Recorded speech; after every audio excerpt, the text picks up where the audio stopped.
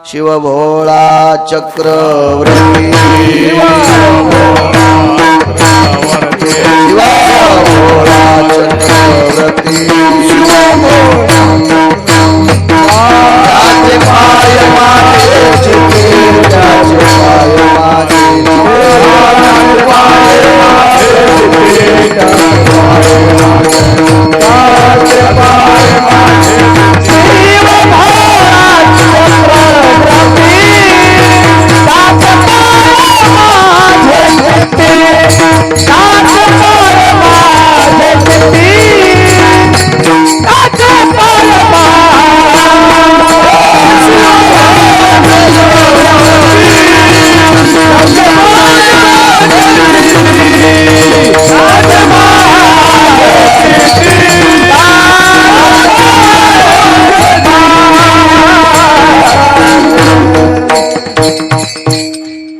हे चिदान देगा देवा तुझा विसरण भावा गुण गाईन आवडी हेची माझी सर्व जोडी।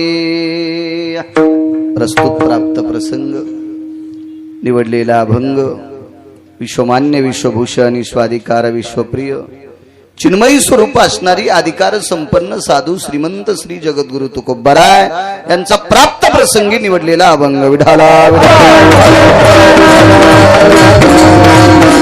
प्राप्त प्रसंगी निवडलेला अभंग एको कमी माझ्या देहूतील मालकांचा आहे। मालक या अभंगाद्वारे विश्वाच्या मालकासमोर मागणी मागतात। हे चिदान देगा देवा तुझा विसरण भावा हे जगदानंद कंद जगतपते पंढरीशा पांडुरंगा माय बाबा मला एक देऊन टाका, मला तुमचा विसर नाही पडला पाहिजे। पुन्हा गुण गाईन आवडी हेची माझी सर्व जोडी। देवा मी आवडीनं तुमचं गुण गावं ही माझ्या जीवनातली जोड आहे। न लगे मुक्ती आणि संपदा देवानं थोडस कामीज दाखिलत। देहूतल्या मालकांना सांगितलं प्रभो मला मोक्ष सुद्धा नकोय, न लगे मुक्ती आणि संपदा मला संपत्ती सुद्धा नकोय। संत संग दे सदा मला संतांचं सानिध्य पाहिजे। ठीक आहे, विटेवरच्या मालकानं सांगितलं तुकोबराय नित्य तुम्ही तुमच्या स्मरणात राहील, माझं आवडीनं भजन गाताल, संतांची संगती देईल, पण या काही गोष्टी करण्यासाठी मानवी शरीर पाहिजे आणि मानवी शरीर प्राप्त पाहिजे असेल लागत असेल तर मग गर्भवासाला यावं लागेल। सुखे घालावे आम्हाशी तुकोबरायनं सांगितलं देवा गर्भवासाची आम्हाला काही भीती नाही। ज्यांना भीती होती ते मुक्त झाले, मुनी मुक्त झाले भेने गर्भवास।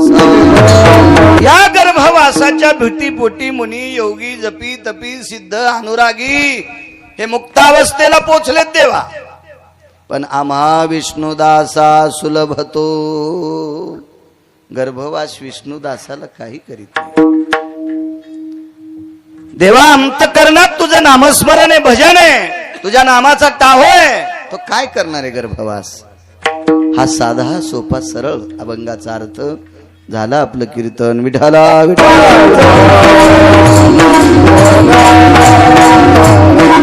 मोठ्या श्रद्धेने भावयुक्त अंतकरणाने चालत असलेला हा पाच पर्वण्यापैकी उत्तम शिवरात्री हा एक फार मोठा पर्व आहे। शिवरात्रीचा वारकरी संप्रदायाच्या दंडकानुसार 29 उपवास आहेत एकादशी सारखे, आणि वारकरी संप्रदायाच्या दंडकानुसार एक उपवास आहे, एक टाइम जेवून त्याला सोमवार म्हणतात। याच्या व्यतिरिक्त ज्ञानोबाराय तुकोबारायांनी एकाही उपवासाला मान्यता दिली नाही। ज्ञानोबाराय तुकोबारायांनी मी त्यांचं नाव घेऊन भाकरी खाणारा माणूस आहे, माझी काय पात्रता आहे। या 29 उपवासाने 30वा सोमवार शक्य असल्यास प्रदोष 31वा याच्या व्यतिरिक्त ज्ञानोबाराय तुकोबारायांनी एकाही उपवासाला तिळा इतका ठाव दिला नाही तो ज्ञानोबाराय तुकोबारायांनी. मग तुम्ही आम्ही कोणते कोणते दुकानं मांडले ते किती खरे येत ज्याचे त्यानं तपासायचे. विठाला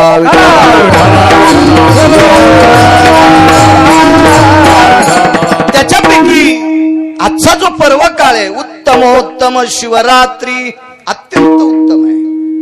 फार मोठं पर्व मांगल्य आहे शिवरात्रीचा उत्सव.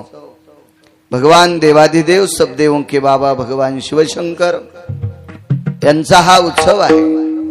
आणि या उत्सवानिमित्त चालत असलेला बोरेश्वर प्रभूंच्या कृपेने भगवान बोरेश्वराच्या दयेने त्या बोरेश्वराच्या साक्षात्काराने बोरेश्वराच्या प्रसादनाने, कारण प्रसादिक मूर्ती आहे, अशा परम पावन विश्वनाथाच्या कृपेने परिसरातल्या साधू संतांच्या आशीर्वादाने योगी तप्यांच्या सिद्धांच्या आशीर्वादाने आणि या अधिष्ठानाला बोरेश्वराचे उपासक लाभलेले सद्भक्त आदरणीय हरिओम बाबा त्यांच्या या असीम प्रयत्नातून चालत असलेला हा भगवान शिवजींचा उत्सव आहे. खूप सात्विक सदाचारी पुण्यशील निराभिमानी भोगविरहित. भोगाच्या बाबतीत जर विचार केला तर मी त्यांच्या पायाला चिटकलेल्या मातीची पण बरोबरी मी करू शकत नाही. उन्हाळा असो हिवाळा असो पावसाळा असो याच अवस्थेत आजही त्यांची परिस्थिती आहे. एखादा निष्ठावंत वारकरी आला असेल त्याच्या पुढे लोटांगण घालणे, त्याचा दोष न पाहणे, त्याच्या गुणदोषाचा कसल्याही प्रकारचा विचार न करणे, त्याच्या गळ्यातली तुळशीची माळ रुद्राक्षाची माळ कपाळाचा गोपीचंद बुक्का इतकं पाहून मातुड्यात त्याच्या पुढे लोटांगण घालणारा एक निष्ठावंत वारकरी माझ्या बोरेश्वराचे उपासक सद्गुरू हरिओम बाबा. मी तसा रगील माणूस आहे. मला काय अशी भीती वाटत नाही कोणाची, काय नाही. पण मी फक्त भीतो अशा सात्विक लोकांना. बाकी किवडा जरी रावणा इतका श्रीमंत आला तरी मला काय त्याच्या कपाळाला कपाळ घासायचं नाही आणि तो बी भडवा मला काय देणार नाही. मी बी भिकारचोट नाही त्यांना आलाय काल मागायला. माझ्या पांडुरंगाने माझ्या बोरेश्वराने मला यथासांग दिलेलं आहे. मी फक्त भीत असेल तर निष्ठावंत वारकऱ्यांना भेटतो. वाक्य नीट ऐका, महाराजायला बी भेट नाही. महाराज भोगवादी असू शकतात, महाराज चंगळवादी असू शकतात, महाराज पैसे झाल्यावर चुकीचे कामं करू शकतात, पहिल्या 3 सोडून 5वी करू शकतात. महाराज काही पाप करू शकते, पाप करत नाही ते फक्त वारकरी. आणि म्हणून त्या वारकऱ्यांना फक्त भीतो. एक महाराज म्हणला माझ्याकडे लय भारीची गाडी आहे, घाल मग आमच्या अंगावर. त्या गाडीचा आणि याचा काय संबंध आहे? माझ्याकडे एवढे पैसे आहेत, कोणाकडे पैसे आहेत त्याचा काय विषय नाही. नाही भ्यायचं कोणाला, भ्यायचं फक्त तुम्हाला एक सांगतो, तुमच्या पायाला स्पर्श करून विनंती करतो, फक्त जीवनात अपमान करू नका वारकऱ्याचा. वाका मायबापाच्या पुढं, वाका देवांच्या पुढं, वाका ज्ञानोबाराय तुकोबारायांच्या पुढं, आणि त्याच्यानंतर जर पुढं वाकायचं असेल तर महाराजांच्या पायावर वाकूच नका, वारकऱ्यांच्या पायावर वाका. विठाला विठाला. कारण विश्वाच्या मालकाचं शुद्धांतकरण एक तत्व होतं देवाच्या मालकाचं. ते तत्व म्हणजे संत शिरोमणी निळोबाराय. मस्तक हे पायावर, म्हणून वारकऱ्यांच्या पुढे वाक जावं. माझ्या बोरेश्वराचा विटेवरच्या मालकाचा निष्ठावंत उपासक असे परम श्रद्धे हरिओम बाबा वारकरी आहेत. त्यांच्या चरणी दंडवत करतो, बोरेश्वराच्या चरणी दंडवत करतो. मृदंगाचार्यांना धन्यवाद देतो, माझ्या या गुणीजनांनाही धन्यवाद देतो. गाय नक्षत्रातली बुलंद तो प्रकाशजी महाराज आहेत, त्यांनाही धन्यवाद. साऊंड सिस्टीम वाल्यांना सुद्धा कोटी कोटी धन्यवाद. भगवान बोरेश्वराचे उपासक तुम्ही एवढ्या मोठ्या गर्दीनं जमा झालात अशा पर्वणीवर, या शिवरात्रीच्या पर्व काळावर भगवान बोरेश्वराच्या दर्शनाकरता 2 तासाकरता नामचिंतन ऐकण्याकरता आलात. तुमच्यातही बोरेश्वराचा अधिष्ठाने मंडपात बसलात. तोपर्यंत प्रभू तुम्ही महेशाची मूर्ती म्हणून तुमच्या चरणी साष्टांग प्रणिपात करतो आणि माझ्या अभंगावर येतोय. विठाला विठाला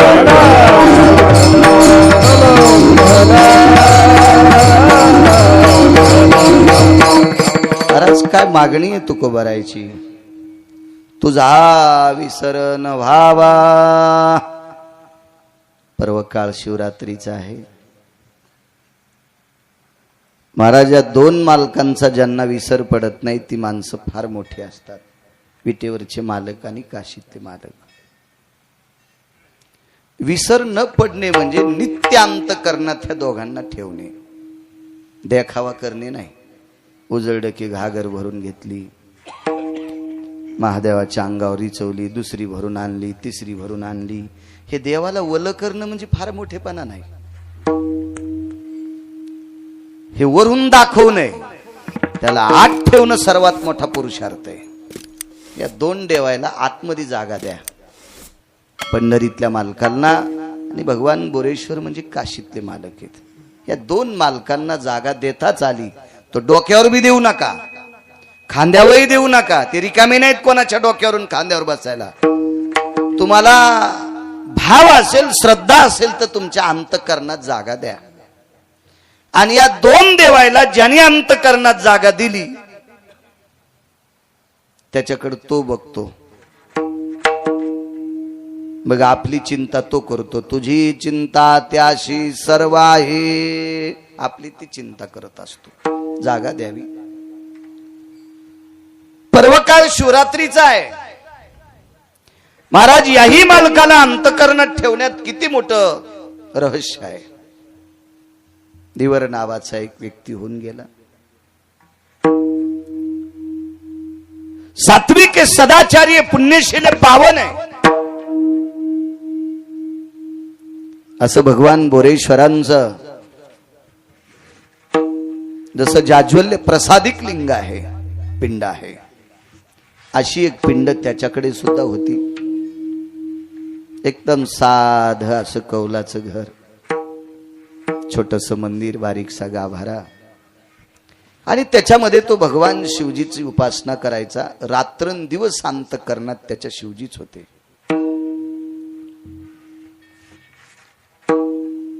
झोपेतून उठल्यापासून तर झोपेपर्यंत जे काही काम करत असेल ते प्रत्येक कामाला शिवजींचं नाम घेऊनच हात लावायचा.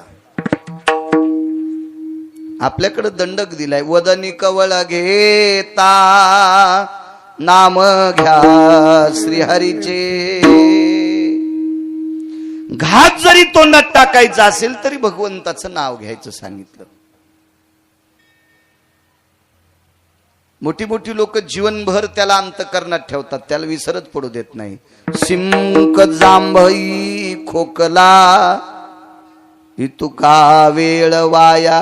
फक्त शिंकन जांभई जळ आली तर याच्या व्यतिरिक्त सारखा अंतःकरणात जगाचा बाप आहे काही लोकांच्या. आणि म्हणून त्यांच्यामुळे हे विश्व अस्तित्वात आहे. हे कधी मधी लटकपटक देवाचं भजन करणाऱ्यांवर विश्व अधिष्ठित नाही. आपली निष्ठानिष्ठीचा परमार्थ निष्ठावंत साधकांच्या जीवनात नितांत विश्वाच्या मालकाचा अधिष्ठान आहे. म्हणून हे विश्व टिकून आहे. सारखा देवांतःकरणात.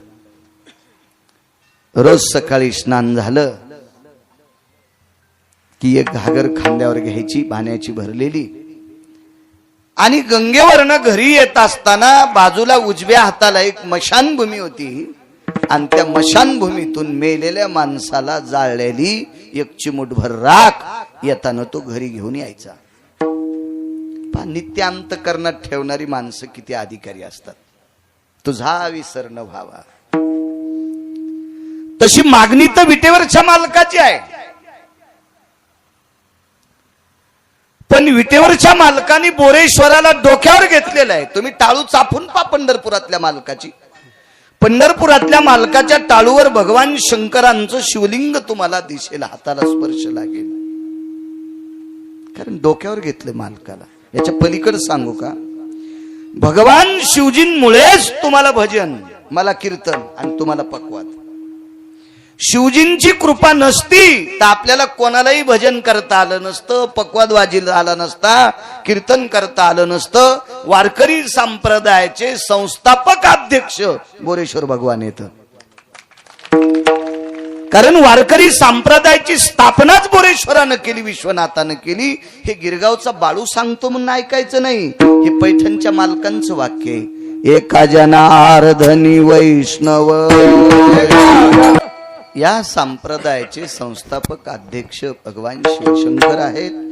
हे पैठणच्या मालकांनी नमूद करावं. वाक्य हे गाफील माणसांचं ग्राह्य धरल्या जात नाही, अधिकाऱ्यांचं ग्राह्य धरल्या जातं. आणि त्या बोरेश्वराचा उपासक नित्यांत करण्यात बोरेश्वराला रोज एकदा चिताभस्म देवाच्या पिंडीला लावायचं आणि मग त्यानं त्याचं दिवसभर काय वाट्याला आलं असेल ते काम करायचं. पण ते काम करीत करीत त्यानं नित्य भजन करायचं. मला असं वाटतंय पोळ्या लाटता लाटता जरी एखादी बाई रामकृष्ण हरी म्हटली, पोळ्या लाटता लाटता, कारण बेलणं तर काही तोंडात नसतं, पोळ्या लाटायचं लोटाळणं ते काय तोंडात नसतं, तोंड रिकामं असतं शक्यतो पोळ्या करताना तरी. मग पोळ्या करताना जर ती रामकृष्ण हरी म्हणली किंवा ओम नमः शिवाय म्हणली तर त्या पोळ्या ज्याच्या पोटात गेल्या असतील त्याचे दोष दुरुस्त करतील. दोष इतकी ताकद असते त्या पोळ्यामध्ये, त्या भाकरीमध्ये, त्या पोळीमध्ये, त्या चपातीमध्ये इतकी ताकद असते. जीवनभर त्यानं भजन केलं देवाचं. त्याचा नित्यनेम होता चिताभस्म शिवजीला समर्पित करायचं. कर्म नो गती.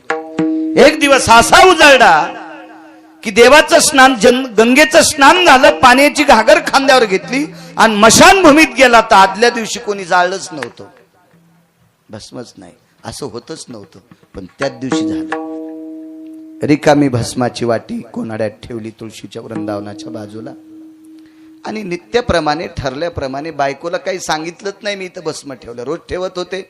पण आज म्हणायला पाहिजे होतं की कालच्या रात्री कोणी मृत्यू पावलं नाही म्हणून मशानभूमीत कोणाचा अंत्यविधी झाला नाही ग, याच्याकरता चिताभस्म नाही शिवजींना, असं ते विसरून गेले आणि ते त्यांच्या पूजेत मग्न झाले. देवाला स्नान घातलं, पिंड पुसून काढली, पांढऱ्या रंगाची फुलं असतील, काय काय असेल ती संपूर्ण आरास करायचं ठरविलं आणि आवाज दिला, प्रिये ए लक्ष्मी, अगं भस्म घेऊन ये ग, असा आवाज दिला.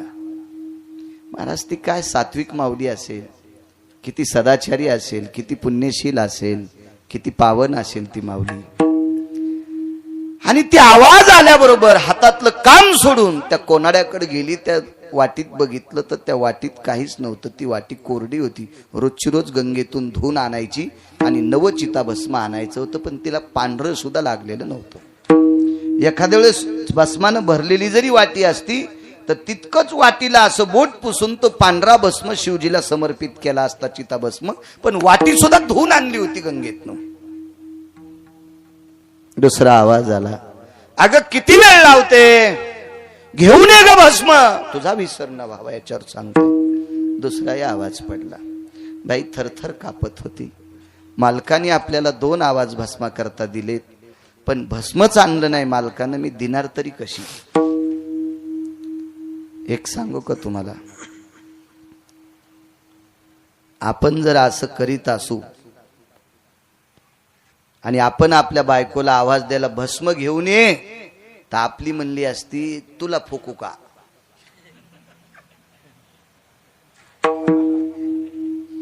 मी पण त्याच्यात आलो, तुमच्या अंगावर दगड टाकतोय असा विषय नाही. आपली म्हणली असती कोणी मेलच नाही ना, काल मशानात अंत्यविधी झालाच नाही ना, तुम्ही चिताभस्म आणलंच नाही, मग देऊ कसलं, निदान इतकं तरी आपली म्हणली असती. ती बाई तेवढं सुद्धा बोलली नाही. बाई मनाला खात होती, मालक कसे विसरले असतात, त्यांना कसं कळत नसेल की त्यांनी भस्म आणलंच नाही. वारंवार मला आवाज कसा देतात, तिसरा आवाज आला तर करू काय. 2 आवाजापर्यंत ठीक होतं, कारण कपाळावर कुंकू असलेल्या, वाक्याने टायका, कपाळावर कुंकू असलेल्या सात्विक सदाचारी पुण्यशील बाईनं नवऱ्याचा तिसरा शब्द मातीत जाऊ दिला नाही पाहिजे. तिला प्रसन्नपणाने कपाळावर कुंकू लावण्याचा अधिकार आहे. ती कोणतंच वाक्य नवऱ्याचं ऐकत नसेल तर तिनं कपाळावर कुंकू लावणं म्हणजे कुंखाचं पिठलं करून कपाळाला चिटकी नये. महाराज अधिकारी लोकांसाठी असते, ते तुमच्या माझ्यासाठी नाही. आपला खेळ सगळा पोकळवादी, सगळा देखावा, आपला आतून काही नसतं, काही संबंध नसते. आज्ञाभंग काय असते, वैचारिक पातळीची लेवल काय, खाली किती गेली, वरी किती गेली, लोक काय म्हणतील, काही संबंध नाही. मी म्हणजे मीच. या अवस्थेत जगत जीवन जगणारी तुमच्या माझ्यासारखे सगळे आपणच. त्या बाईने विचार केला, तिसऱ्यांदा आवाज जर दिला तर करावं काय, आणि तसंच झालं. आवाज दिला, अगं अन्न ना ग. बाईने विचार केला, तिसरा आवाज पडलाय, आज्ञाभंगतेचं पापक लागतंय. कापूर घेतला, हरिओम बाबा. तो कापराचा ढिगल केला, त्या कापरावर बसली आणि त्याच्यावर विस्तू टाकून दिला आणि स्वतःचं शरीर जोहार करून घेतलं. मधातली मधात मंदिरात विचार करत होता, गेले आयुष्यभर जिच्या खांद्याला खांदा लावून संसार केलाय, ती बायको साधं दारातलं भस्म मला देवासाठी आणून देत नाही. आपण कशासाठी संसारासाठी बैलासारखं जीवन राबवायचं? हात आहे आपल्या जीवनाची, धिक्कार आहे आपल्या जीवनाचा. जी आपल्याला दारातलं तुळशी वृंदावनाच्या बाजूला ठेवलेल्या कोनाड्यातली वाटी भस्माची आणून देत नाही, तीन आवाज देऊन आपण या संसारासाठी बैलासारखं राबायलो. असा त्यानं विचार केला, पण भस्म आणलंच नव्हतं त्यानं. हे कुठं लक्षात आहे? अनावधानानं विसरून गेला आणि हयातून थकून मंदिराच्या गाभाऱ्याच्या बाहेर आला तर तुळशी वृंदावनापाशी दिव्य तिच्या शरीराचा सुगंध येत होता. पाहिलं तर राखुंड्याचा ढिगल पडलेला होता. राखुंड्याचा ढिगल पडला होता. लक्षात आलं, कालच्या दिवशी एकही इथे माणूस मृत्यू न पावल्यामुळं मशानभूमीत अंत्यविधी झाला नाही, आणि अंत्यविधी न झाल्यामुळं मी वाटी गंगेतनं धुवून आणली. पात्रामध्ये भस्म नव्हता आणि आपण पत्नीला आवाज दिला, 3 आवाज दिले, ती आणील कुठून? आणि मग तिनं स्वतःच्या शरीराचं जोहार करून घेतलं. काय पत्नी असेल महाराज. आणि त्या राखेमध्ये जाळलेल्या अस्थिच्या त्या पुंजामध्ये असा हात घातला आणि मूठ भरून चिताभस्म घेतलं. हे चिताभस्म ज्या वेळेला असं भरून घेतलं हातामध्ये, विठाला विठाला विठाला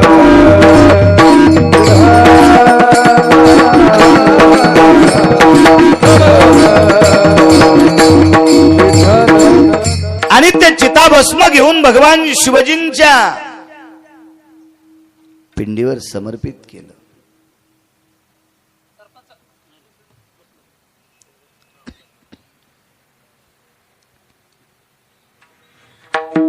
त्या मुठभर राखेतनं एक कंगन खाली पडलं. ते सौभाग्याचं कंगन होतं, अक्षयी चुडा होता. महाराज, मालकावर इतकी निष्ठा असलेली बाई आपल्या पतीचा नियम मोडू नये याच्याकरता स्वतःच्या शरीराची राख केली. काय पतिव्रता स्त्री असेल, तिची देवावरी सत्ता. तुका म्हणे पतिव्रता तिची देवावरी सत्ता. महाराज, बेल किती महादेवाला वाहला, पांडुरंगाला मंजुळ किती वाहली, आपण किती ग्रंथाचं पठन केलं, हरिपाठ किती बाऱ्या म्हणतो, तुळशीला प्रदक्षिणा किती करतो, त्यापेक्षा आपल्या भारतीय संस्कृतीचे आपण नियम किती पाळतो हा महत्वाचा मुद्दा आहे. महाराज, जोहार करून घेतला आपल्या पतीचा नियम मोडू नये. गेल्या 30-35 वर्षाची परंपरा. आज जर चिताभस्म नसतं तर आपल्या पतीचा नियम मोडून गेला असता, म्हणून स्वतःचं शरीर जाळून घेतलं आणि त्याच्यातली मुठभर राख मग नवऱ्याने भगवान शिवजीला अर्पण केली, बोरेश्वराला, विश्वनाथाला. त्याच्यातून एक बांगडी पडली, कंगन पडलं. श्रुतीने प्रश्न केला, जिथं स्वतःचं शरीर पेटून घेतलंय तिच्या हातातली बांगडी का जळाली नाही? माझ्या लहानपणी आम्ही बांगड्यांचं तोरण करायचो. लग्न कार्य असलं की कासार दादा बांगड्या भरायचे आणि त्या फुटलेल्या बांगड्याचं असं कोपऱ्यात गोठोडा असायचं, ते नेऊत द्यायचं नाही, ते ठेवून घ्यायचं. आणि त्या बांगडीचा एक भाग दिव्यावर ठेवला राखेलच्या आणि इकून दाबलं की ते काच इतका वितळतो, मग इकडचं तोंड मिटतं. म्हणजे त्या काचाचं पाणी होतं छोट्याशा मिनमिन त्या दिव्यावर. तर मला सांगा, प्रेत जळेपर्यंत अग्नी किती वाढला असेल? त्या बांगड्याचं पाणी होतंय, पण पतिव्रतेचे कंगन जाळायची ताकद अग्नीत नाही. पतिव्रतेचं मंगळसूत्राचा दोरा सुद्धा जाळायची अग्नीत ताकद नाही. अग्नीत ठराविक लोकांना भेटतो, साध्वीला भेटतो, वारकऱ्याला भेटतो आणि पतिव्रतेला भेटतो. मी दुपारी कीर्तनात बोलून गेलो, ढवळेवीर नावाचं गाव आहे खानदेशमध्ये. त्या खानदेशमध्ये ढवळेवीर नावाचं गाव, तिथं रुक्मिणी नावाची एक माऊली होऊन गेल्या. फक्त हळदीचा डाग होता आणि तेवढाच हळदीचा डाग, आणि माहेरी आल्या. अख्खं जीवन माहेरात ज्ञानेश्वरीवर गाथ्यावर प्रेम केलं आणि ज्ञानेश्वरी आणि गाथा जीवनभर अंतकरणात ठेवला. 2 वेळेची भाकरी घरातली लोक देत होते. कालांतरानं ती रुक्मिणी नावाची स्त्री हरिओम बाबा जात राहिली. त्या माऊलीचा अंत्यविधी झाला. 2ऱ्या 3ऱ्या दिवशी राख सावडायला गेल्याच्या नंतर गळ्यातली तुळशीची माळ दोऱ्यासह सापडते आणि आस्ती विरून गेल्या. औषधाला आस्ती सापडली नाही, फक्त गळ्यातली तुळशीची माळ आणि तो दोऱ्यासह ती माळ सापडे. आज ढवळेवीर नावाच्या गावात खानदेशमध्ये फक्त त्या तुळशीच्या माळीची रुक्मिणी माऊलींची समाधी आहे. जाळू शकत नाही अग्नी, भीतो वारकऱ्यांना. पुन्हा एक मुद्दा पहा, इकडे खाली सोलापूर भागामध्ये, धाराशिव भागामध्ये वारकरी संप्रदायातले गोड साधरी रत्न होऊन गेलं. वैकुंठवासी स्वर्गीय रामकृष्ण भाऊ येडशीकर. प्रचंड संप्रदायाचा व्यासंग मोठा होता भाऊंचा. भाऊंचं नाव रामकृष्ण होतं. मोठ्यांचं वाक्य सांगतोय, गुरुवर्य वैकुंठवासी रामकृष्ण भाऊ येडशीकर जात राहिले. लक्षावधी टाळाच्या, मृदंगाच्या, वारकऱ्याच्या, विटेवरच्या मालकांच्या, काशीतल्या मालकांच्या जयघोषाने स्वर्गीय रामकृष्ण भाऊंचा अंत्यविधी पार पडला. आणि आस्ती संचयाच्या कार्यक्रमाला ज्या वेळेला पुन्हा 2ऱ्या 3ऱ्या दिवशी सगळी लोक जातात, त्यावेळेला भाऊंची कवटी जशाला तशी हरिओम बाबा सापडली. पूर्ण जळून गेलेली पांढरी शुभ्र कवटी सापडली. पण भाऊंच्या कपाळावर त्यावेळेला 10-5 क्विंटल नारळ पडले असतील, कितीतरी कापूर पडला असेल, कितीतरी गावरान तूप पडला असेल, राळ पडली असेल, गौऱ्या पडल्या असतील, चंदनाची लाकडं पडली असतील, दुसरी सुद्धा जांभळे आंब्याची लाकडं पडली असतील. आणि इतक्या लाकडात जळालेलं पार्थिव त्या कपाळावर, कवटीवर नाव कोरलेलं होतं रामकृष्ण. उपजताच त्यांचं नाव रामकृष्ण भाऊ येडशीकर. अख्खं शरीर जळालं, पण नाव जशाला तसं साबूत राहिलं. अग्नी वारकऱ्याला भेटतोय, अग्नी साध्वीला भेटतोय. सतीनं देखे अग्न. महाराज सतीचं शरीर अग्नी पाहू शकत नाही. मी दुपारी बोलून गेलो, कासारवाडी नावाचं गाव आहे गंगाखेड तालुक्यामध्ये. वैकुंठवासी मारोतराव महाराजांची बऱ्या काळ त्या माऊलीनं सेवा केली. त्याही माऊलीला हळदीचा डाग होता. आणि काय नवऱ्याला आवडलं नसेल, हळद फेडायच्या आत माहेरी आल्या आणि त्या दिवसपासून सासरी गेल्याच नाही. जीवनभर भजन केलं. भाऊजायाच्या हाताखाली, माहेरातल्या लोकांच्या हाताखाली राब राब राब राब राब पडलेलं काम त्या माऊलीनं केलं. आपल्या बाबांकडे आलेल्या वारकऱ्यासाठी स्वयंपाक करायचा. विनंती करून पंढरपूरची वारी केली. त्या बाईचं नाव होतं जाईबाई नावाची माऊली. आणि ज्या वेळेला ह्या जाईबाई नावाच्या माऊली जात राहिल्या, त्यांचा अंत्यविधी झाला. महाराज नुसता हळदीचा डाग होता हरिओम बाबा. त्या माऊलीच्या गळ्यातला दोऱ्यासह पोत सापडली. सावडायच्या दिवशी दोऱ्यासह. आज मारुतीरायाच्या मंदिरात एक छोटीशी समाधी आहे त्या माऊलीची. आपल्या मराठवाड्यातली बाई आहे. महाराज हे सांगणारी पाहणारी लोक आज जिवंत आहेत. महाराज अधिकारी लोकांचा पुरुषार्थ इतका मोठा असतो, देखावा करणाऱ्यांचा नाही. अधिकाऱ्यांचा पुरुषार्थ, महाराज विटेवरच्या मालकाला, बोरेश्वराला आवडणाऱ्या लोकांचा एवढा दर्जेदार पुरुषार्थ असतो, इतका दर्जेदार. मग जिनं स्वतःच्या पतीचा नियम मोडू नये, तिनं स्वतःचं शरीर जोहार केलं, तिचा काय दर्जा असेल टेलर. काय अधिकार असेल तिचा. आणि मग भगवान विश्वनाथ, भगवान बोरेश्वर प्रगट झाले आणि त्या धिवराला आलिंगन दिलंय. आलिंगन दिलं, आलिंगन दिलं, 10 भुजांनी आलिंगन दिलं. भगवान शिवजीने आलिंगन दिल्याबरोबर हृदयाला डोकं लावून तो धिवर उकसाबुकसी रडत होता. भगवान बोरेश्वराने विश्वनाथानं विचारलं, बाळा का रडतो? काही नाही प्रभू, गेल्या इतक्या दिवसापासून तुम्हाला अंतकरणात ठेवलं. रात्रंदिवस तुम्ही अंतकरणात होतात प्रभू. तुमची पूजा करत असताना तुमच्या नामावळीत, तुमच्या भजनात इतका व्यस्त राहिलो, मला कळालं नाही. कालच्या रात्री गावात कोणी मेलच नाही प्रभू. तुमच्या भजनात इतका दंगून गेलो, मला कळालं सुद्धा नाही. अंत्यविधी कोणाचाच झाला नाही. मग भस्म तरी कसं सापडेल? देवा, तुमच्या नामात मी इतका व्यग्र झालो, इतका तल्लीन झालो, इतकं तुम्हाला अंतकरणात ठेवलं, भस्म आणलंच नाही, विसरून गेलो. आणि पत्नीला 3 आवाज दिले प्रभू, 3 आवाज दिले. काय तुमच्या नामात व्यग्र होतो देवा. आणि 3रा आवाज, पतीची आज्ञा भंग होऊ नये याच्याकरता स्वतःच्या शरीराचं जोहार केलं. प्रभू, गेल्या 30-35 वर्षाचा मोडणारा नियम, चालत असलेला नियम आजच्या तिथीला मोडा असता, पण ते केवळ माझ्या पत्नीनं स्वतःच्या शरीराची राख केली आणि तो नियम आज शाबूत ठेवला. देवा, आता हा नियम शाबूत ठेवण्यासाठी पाठीमागं कोणी नाही, त्याच्यापेक्षा मला घेऊन जाय. भगवान शिवजीनं हृदय धरलं, मिठी मारली आणि एकच विचारलं, तुला पाहिजे काय? प्रभू, एकच करा. गेल्या 35 वर्षापासून चालत असलेला नियम जिच्यामुळे चालू राहिला, तिनं जर जोहार केलं नसतं तर आज तुम्हाला चिताभस्म समर्पित करायचा नियम मातीत गेला असता.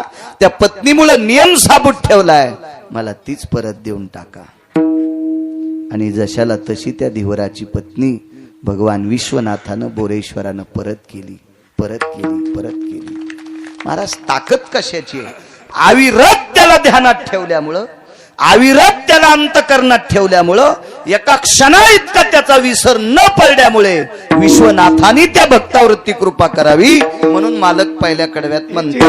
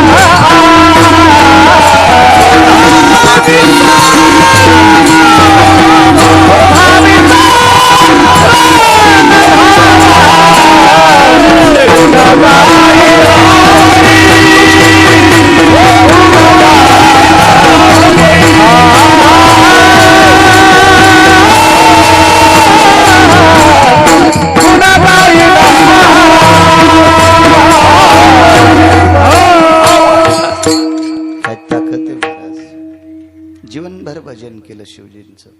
आज पर्व काळ आहे शिवरात्रीचा.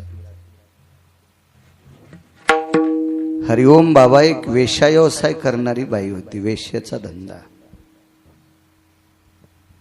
किती मान्यता देता तुम्ही तिला?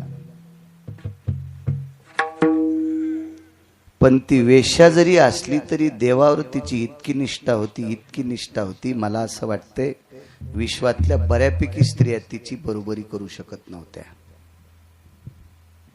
कुटुंबात वावरणाऱ्या तुमच्या माझ्यासारख्या घरात राहणाऱ्या बायका सुद्धा तिची बरोबरी करू शकत नव्हत्या, इतकी तिची निष्ठा होती. व्यवसाय तिचा वेश्येचा होता, वारांगणा होती. नियम काय होता सांग. सूर्य अस्ताला जायच्या अगोदर जर तिच्याकडे कोणी आला, एखादा नराधम, तर त्या वेश्येनं त्या व्यक्तीची रात्रभर सेवा करायची. आणि प्रकाश बुवा, सूर्य मावळल्याच्या नंतर तिच्याकडे एखादा व्यक्ती एक ट्रक भर जरी सोनं घेऊन आला तरी त्या व्यक्तीनं त्याला बाप म्हणायचं, बाप, भाऊ म्हणायचं, लेक म्हणायचं आणि दर्शन घेऊन आश्रमातून काढून द्यायचं. अन्यथा राहायचं असेल माझ्या आश्रमात रात्रभर तर बाप होऊन राहाय, माझा भाऊ होऊन राहाय किंवा माझा मुलगा होऊन राहाय, हा तिचा नियम होता.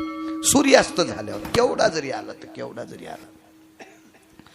महाराज त्या वेश्येची परीक्षा पाहण्यासाठी नाना प्रकारच्या देवतेनं परीक्षा पाहिली, पण ती नापास झालीच नाही, झालीच नाही.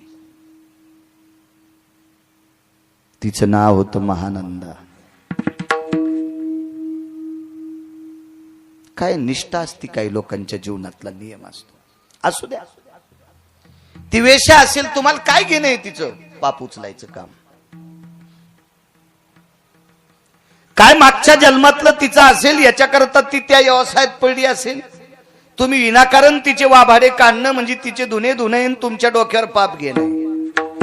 माणसं बऱ्याच वेळेस स्वतःचा पुरुषार्थ मातीत घालते आणि दुसऱ्याचे उकांडे उकरायचे जास्त नादी लागते. हे मागच्या जन्मात भडवे कोंबडे होते, कोंबडे अजूनही उकांडे उकरते. तुका म्हणे झाले कोंबड्याची तुका म्हणे झाली कोंबड्याची पुढेची उकरी लाभ नाही.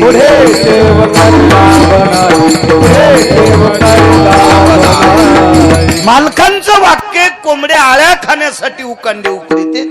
दोन्ही पायाने एकदा फरकन करीन, एकदा फरकन करीन, असं करीन, असं करीन, आणि नखाना आळ्या माग जातात आणि याचे नख घासू घासू असंच मरत. मग बरेच लोक आहे ना थुत्राचे नख घासले दुसऱ्याचं इचकिण्या करता. मला एक जण म्हणला यावर्षी सप्ताह नाही बोरेश्वरावर. म्हणलं कशामुळं नाही हो, कशा, मला असं वाटत नाही. हरिओम बाबा सप्ताह करतील. नाही म्हणे त्यांच्याकडे अशी अशी दुःखद घटना झाली. अरे म्हणलं माझ्या जीवनातल्या काही ठराविक लोकांपैकी एक हरिओम बाबा नावाचा महात्मा आहे, ते संसारातल्या दुःखाला चिटकणारा माणूस नाही. काय असेल अंतकरणात दुःख तर ते बोरेश्वराचं दर्शन घेऊन त्यालाच सांगेल, देवा तुला काय करायचं ते कर. महाराज या लोकांसाठी तुकोबारायच्या नाटातले कडवं बसेल. आता तुझा कळेल ते करी, आता तुझ कळेल ते करी. तारीशी देवा तुला तारायचं असेल तर तार, किंवा मारायचं असेल तर मार, तुला जे करायचं असेल ते कर. तुकोबारायच्या नाटातलं गोड कडवं आहे. आणि ते कडवं मला असं वाटतंय हरिओम बाबा बोरेश्वराला म्हणले असतील, देवा माझ्यावर फार मोठा दुःखाचा डोंगर प्रपंचात टाकलास रे, पण तुझी सत्ता आहे ती, आता संहार कार्य त्याच्या हातात आहे, तुमच्या आमच्या हातात नाही. मला एक म्हणायचंय की ज्याचा मामा पंढरपुरातला मालक सख्खा मामा आहे हरिओम बाबा, अभिमन्यूचा सख्खा मामा द्वारकाधीश कृष्ण परमात्मा विटेवरचे मालक होते. महाराज मामाच्या मांडीवर शेवटचा श्वास घेतला. जिथं जगाचा बाप ज्याचा मामा आहे त्याच्या भाषाचा मृत्यू थांबू शकत नाही. तुम्ही आम्ही कोण येत राजेहो, आपल्याला ठरलेल्या वेळेला जावं लागेल. ते काय तुमच्या आमचा आजचा विषय. मला म्हणे होत नाही महाराज या वर्षी करत नाहीत. म्हणलं असं होऊ शकत नाही. महाराज ज्या व्यक्तीची बोरेश्वरावर अतूट निष्ठा आहे, हा ते कशा पद्धतीत होईल, केवढा होईल, काय होईल, वेळ प्रसंगी ते कन्या आणि आमटीवर करतील, कन्या भातावर करतील, पण बोरेश्वराचा उत्सव मात्र हरिओम बाबा बंद प्राणात शरीरात प्राण येतोपर्यंत ते चालू ठेवतील, इतकी मात्र मला तरी खात्री आहे. कारण जगात फारशी लोक पाहतो मी देखाव्यातली. महत्व हरवी चातुर्य लपवी पिशे पण मिरवी आवडून.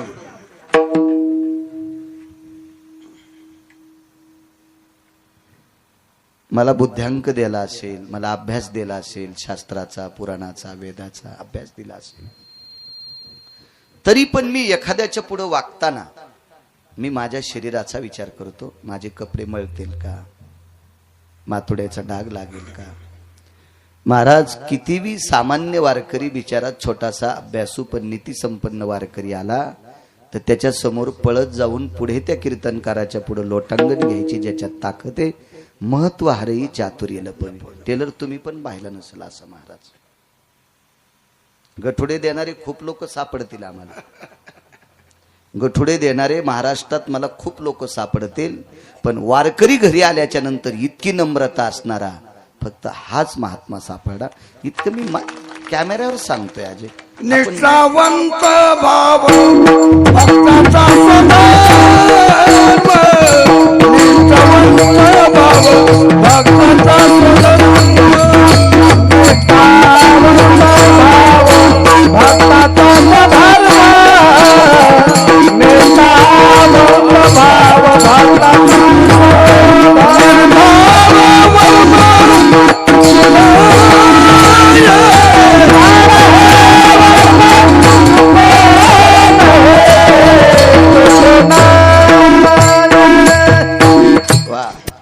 निष्ठा आहे वारकऱ्यावर, अतूट श्रद्धा. आणि अशी माणसं मनावर रुसतील, देवावर रुसत नाहीत. देवावरी का रुसावे, आपलं प्रारब्ध आहे ते. संसारातली खाज वेळगे, उन्हाळे पावसाळे पावसाळे हिवाळे, हे खड्डे खुड्डे, हे जे काही दुःख येत असतात ते आपल्या प्रपंचाचा भोग आहे, आपल्या जीवनातला भोग आहे. विनाकारण देवाच्या डोक्यावर टाकून आपण कुडत बसणं हे मूर्खपणाच्या यादीतले आपण लोक आहोत. विढाला विढाला.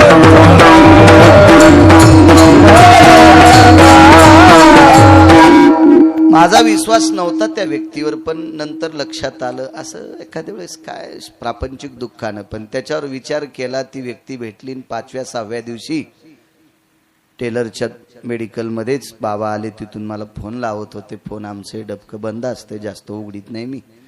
आणि संध्याकाळी टेलरनं फोन केला, हरिओम बाबा आलते, तुमच्या तारखेविषयी बोलत होते. म्हणलं तारीख कधीच लिहून टाकलेली, त्यांची काय चिंता नाही. निष्ठा असते एखाद्या व्यक्तीची. चला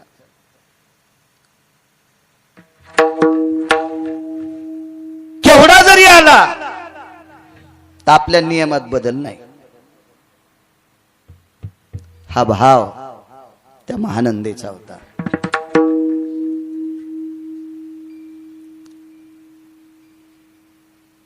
ठीक आहे, आपण एखाद्या मोठ्या कुळात असतो, उच्च कुळात असतो, आरेराव तुरेराव आपले कोणी कोणी असतील, तरी पण आपण महानंदेची बरोबरी करू शकत नाही. आपण तिच्यासारखा व्यवहार करत नसलो, आपण फार शिष्टाचारात वावरत असलो, तरी आपण महानंदीची बरोबरी करू शकत नाहीत. ऐकायचं असेल खाली येऊन तर राजकीय क्षेत्रातला तुम्हाला चांगला अभ्यास आहे. आदरणीय मंत्री महोदयांचे बंधू आहेत. किती रुपयावर माणसं फुटत आहेत साहेब.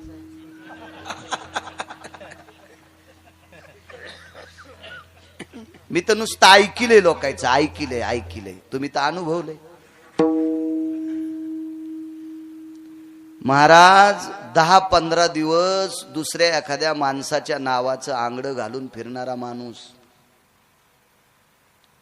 हातात बसतील इतक्या पैशात अख्खं जीवन त्याचं विकत घेतात राजकीय लोक. अख्खं जीवन. त्या बाईला 1 ट्रक जरी सोनं दिलं दिवस माळाल्या, तर त्या सोनं देणाऱ्याला ती रात्रभर बाप भाऊ आणि लेक म्हणायची. काय निष्ठा असलो तिच्या जीवनात. आणि परत जर जावाच वाटत नसल तर रात्रभर तू भगवंताचं भजन माझ्या बाजूला बसून तू ऐकत राह. पण ते एवढे मोठे पैसे घेऊन आणारा हरामखोर भजन ऐकायला आलेलाच नसतो. त्याचं कितीतरी पिढ्याचं पाप उतवालेलं असते, तो भजन ऐकायला कसं आहे? पण तिनं ती रात्र मात्र त्याला बाप, भाऊ आणि लेक म्हणायचं. आणि तेवढी रात्र तिनं आवडीनं देवाचं भजन करायचं. ती बसून भजन करायची. कोण होतं सोबती तिच्या जीवनात? एक कोंबड आणि एक माकड. म्हणजे खरोखर कोंबड आणि खरोखर माकड तिच्या जीवनातले सोबती. आणि जी रात्र टळली वाईट कामासाठी, ती रात्र भजनासाठी घातली. सूर्यास्त झाला, लोपले भास्कराचे बिंबवो. एक ग्रंथकार सांगते, लोपले भास्कराचे बिंबवो. पश्चिम दिशेला सूर्य मावळला भागवत बुवा. किती रात्र देवासाठी होती, कुठल्याही पुरुषासाठी नव्हती. अख्खं शरीर भगवंतासाठी. आणि सूर्य मावळला की स्नान करायचं. ती स्नानाला गेली की माकडानं स्नान करायचं. ती स्नानाला गेली की तिच्या अंगावर पडलेल्या पाण्यानं कोंबड्यानं आंघोळ करायची. साचलेल्या खड्ड्यात पकाडा सगट त्यानं सुद्धा आंघोळ करायची. अंग गिंग कोरडं करून तिनं आसन टाकायचं आणि भगवंताचं भजन करायचं. गुणगायी नावडी. महाराज ती भजन म्हणत असताना कोपऱ्यात माकड बसलेलं, इकडच्या कोपऱ्यामध्ये ते कोंबड बसलेलं. मोठ्यांचं वाक्य सांगतोय, ज्या दिवशी सूर्य नराधमाच्या व्यतिरिक्त टळला, त्या रात्री पाणी पण ग्रहण नाही, अन्न नाही, पाणी नाही. दुसऱ्या दिवशीचा सूर्य पाऊस तर पाण्याचा थेंब प्यायचा नाही. रात्रभर नुसतं भजन करायचं, नुसतं भजन. कधी कधी एवढं भजन करायची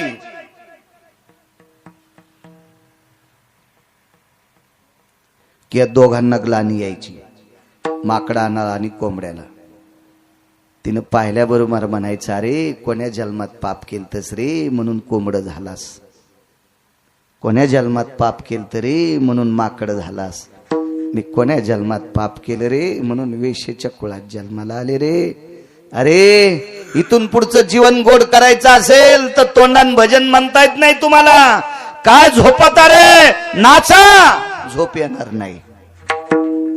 आणि ती भजन म्हणत असताना ते कोंबडं आणि माकड टाळ्या वाजून, माकड टाळी वाजायचं आणि ते कोंबडं नुसतं नाचायचं. बराच काळ निघून गेला. वयाचा उतार काल संपला, वार्धक्याची दशा आली. आणि एक दिवस विचार केला, भगवान बोरेश्वर काशी विश्वनाथाच्या दर्शनाकरता आपण जाऊ.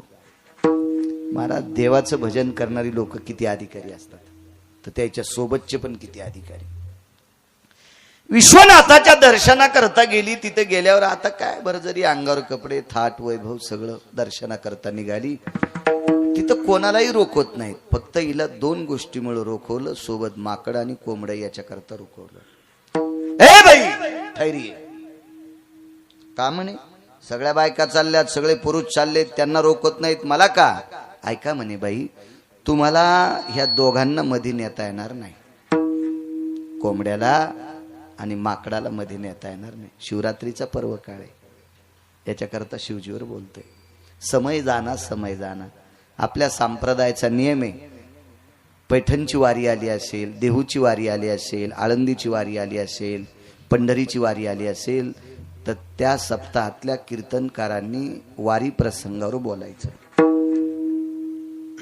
आपल्याकडे समय सांगितला, समय सांगितला. आज शिवरात्रीचा पर्व काळ आहे, आज भगवान शिवजीवर बोलावं. समय जाना आपल्या शास्त्राचा, वारकरी संप्रदायाचा दंडक आहे. आणि तिनं सांगितलं, अहो हे माझ्या जीवनातले सोबती आहेत, हे दुसऱ्याचं उकंडे उकरणारं कोंबड नाही, आणि कोणाच्या झाडावर नाचून पत्रावर उड्या हाणणारं माकड नाही, हे माझ्या भजनामध्ये नाचणारं माकड आणि कोंबड आहे. पण साहेब ते पुजारी कसा मानेल? त्याने विचार केला, माकड भजन करतच नसते, फक्त ते प्रभू रामचंद्राच्याच काळात केलं, आता ते सापडणार नाही. आणि कोंबडे तर जीवनात भजन करीत नाहीत. कोंबडे कसे भजन करतील? कोंबडं भजन करीत असतं का कुठून? त्या पुन्हा काशीतल्या पुजाऱ्याला त्याच्या का गोळ्या संपल्यात का काय, ते कसं मानील ते? त्या बाईनं सांगितलं, दादा माझ्यावर विश्वास ठेव, मी एकटी दर्शनाला येणार नाहीत, मला यांना सोबत न्यायचंय. काय त्या पुजाऱ्याला भावला असेल किंवा त्याला तिने विकत घेतला असेल ते काळ जाणे आणि ती जाणे. मी काय तिथला सरपंच नव्हतो, त्याच्यामुळं इतकं खोलवर मी पण हात घालीत नाही, तुम्ही बी इतक्या खोल जाऊ नका. मग तिनं त्या काळात त्या पुजाऱ्याला देऊन घेऊन कोंबडन माकड मधात नेला असेल का, किंवा ती तिच्या ताकदीवर गेली असेल का? दोन. आणि तिसरा मुद्दा, तिच्या त्या वाणीला, त्या शब्दाला, तिच्या त्या दयाळू वाणीला एखाद्या वेळेस पुजारी भावला असेल का? आणि भाऊक होऊन त्यानं म्हटलं असेल, जाऊ द्या, इतके पापी घ्याले तर त्याच्यात माकडालाही घेऊ द्या आणि कोंबड्यालाही दर्शन घेऊ द्या. पण त्यानं मर्यादा घातली, मी पिंडीच्या जवळ जाऊ देणार नाही, नाही येऊ द्याचं म्हणे. गाभाऱ्याच्या इकडच्या कोपऱ्यामध्ये माकड बसेल, या कोपऱ्यात कोंबडं राहील, मात्र ते काही जवळ येऊ देणार नाहीत, मला दर्शन घेऊ दे. आणि योग असा होता, दुपारची आरती, त्या आरतीच्या वेळेला आतमध्ये प्रवेश केला. आणि मग आता शिवजींची आरती म्हणल्यावर काय, विश्वनाथाची आरती होती ती. आणि त्या विश्वनाथाच्या आरतीचा गाभाऱ्यात संबंध वारांगणीला महानंदा नावाच्या वेशीला आला. जाऊ द्या, शेवटी मानवी होती बिचारी, पण तिच्या बाजूला कोंबडा आणि माकड उभं आहे. तो पुजाऱ्यानं जास्त दंडक दिला, कोंबडं जवळ नकोय. वक्ते बाबा कोंबड्याच्या बाबतीत लय बोलायचे, अजून तितकं वय माझं नाही, 10 वर्ष वाचिलं तर ते पण बोलन, लय बोलायचे बाबा कोंबड्याच्या बाबतीत. आता जे आरती वक्ते बाबांना एवढा अभ्यास, तर त्या काळातल्या काशीतल्या पुजाऱ्याला किती अभ्यास असेल. त्यानं सांगितलं, हे बेटो कोंबडं तिकडं पलीकडच उभं राहू द्या. आणि आरती झाली. साहेब, आरती झाल्याच्या नंतर मंत्र अक्षदा, ओम यज्ञेन यज्ञमय जंद देवास्तानि धर्माणि प्रथमान्यासः तेहन्नाकं महिमान सचत्रयत्र पूर्वे साध्या संति देवाः, असं मंत्र पुष्पांजली सुरू झाली. मग ही मंत्र पुष्पांजली, हातामध्ये अक्षदा आहेत, पुष्प आहे, आणि भगवान विश्वनाथाच्या पिंडीवर त्या अक्षदा समर्पित झाल्या. नमः पार्वते पदे हार हार महादेव मोरेश्वर भगवान जय. त्या अक्षदा समर्पित झाल्या. माकड थोडं अनसट्यात होतं, मंत्र अक्षदा तिच्याही अंगावर पडल्या आणि माकडाच्या पडल्या. कोंबड कोपऱ्यात उभं, कोंबड्याच्या अंगावर अक्षदा नाही पडल्या, पण कोंबडं हुशार होतं. अक्षदा जवळ आदळल्या, जवळ आदळल्या, आणि कोंबड्याला अक्षदा दिसल्यावर खाच थोडं सांगावं लागत. त्यानं टप टप 2-3 अक्षदा खाऊन टाकल्या. त्या लागी विमान पाठविले. मंदिराच्या बाहेर माकडाला आणि कोंबड्याला घेऊन आली. विश्वनाथाचं दर्शन घेतल्याबरोबर विश्वनाथानं सांगितलं, बाई तो येणं जाणं संपला, आता माय बाहेर गेल्याबरोबर तुझ्या स्वागताकरता माणसं उभे येत. विमान पाठिलं आणि कैलासाकडे जाणाऱ्या विमानात ती महानंदा बसली. हरिओम बाबा. ती विमानात बसल्याच्या नंतर माकड आणि कोंबड खाली होतं. पार्षदांना सांगितलं, हे दोघांना खाली का ठेवलं? अहो आई साहेब, ते माकड आहे, ते कोंबड आहे, ते कसे घेता येते विमानात? ते का टपर विमान आहे का? ह्या विमानात कोणाला बी? मागे एकदा विमानात बसलो, त्या एका बाईच्या पोटावर अशी पिशवी आणि त्याच्यात कुत्र्याचं पिलू होतं. म्हणजे कुत्र्याचं तिकीट काढून बसल्या होत्या जीजी. विमानात तर तिकीट काढावं लागेल ना, तसं कसं? आणि कुत्र्याला तिकीट काढता येत असतं का? ह्या टपऱ्या विमानात, टपऱ्या विमानात काय? आता विदेशातनं कुत्रे येते तर ते पायी पायी थोडीच येते. 4.25 लाखाला कुत्रं आणलं एक जणांनी. म्हणलं कुठून? मलेशियातून. आता मलेशियातून काय घोड्यावर बसून आला का पायी पायी आला? म्हणलं कसा? म्हणलं विमानातून. कुत्रं? म्हणलं हो. पताका नेली तर 10-12 तपासली पताका. काठीत काही आहे का त्या विमानतळावर. आणि धोत्रावाला मी एकटाच, टोपी काढू काढू इथं मशीन लावली आणि 3-3 बाऱ्या कष्ट्याला मशीन मिळालं. मी कशाला कष्ट्यात बॉम्ब ठेवू. ते विमानतळावरला अधिकारी म्हणला, महाराज तुम्ही गण चांगले आहेत पण मी पोटासाठी नोकरी करतो. मी म्हणलं मला असं माहित असतं बापा तर तिकडे एक तुला कॅबिन करावं लावली असती आणि मग म्हणलं असतं काय काय तपासायचं तर तपासायचं. काय वारकऱ्याचा अपमान करतो, इकून कष्ट्यात मशीन घाल आणि तिकून कष्ट्यात मशीन घाल. गनिमत पटका नव्हता बांधला नाही तो मधात घातली असती कानापासून मशीन त्याने. हो. आणि कुत्रे आणले 3.5 लाखाचं कुत्र्याचं पिलू विमानात. अहो ह्या विमानात गुंडाळही बसतील, या टपऱ्या विमानात चोट्टे बसतील, गुंडाळ बसतील, डाके टाकणार बसतील, कोणी बसतील, नालायक बसतील, भडवे बसतील, चांगलेही बसतील. पण त्या विमानात अति चांगल्यांना बसता येते, नावाच्या चांगल्यांना नाही, अति चांगल्यांना.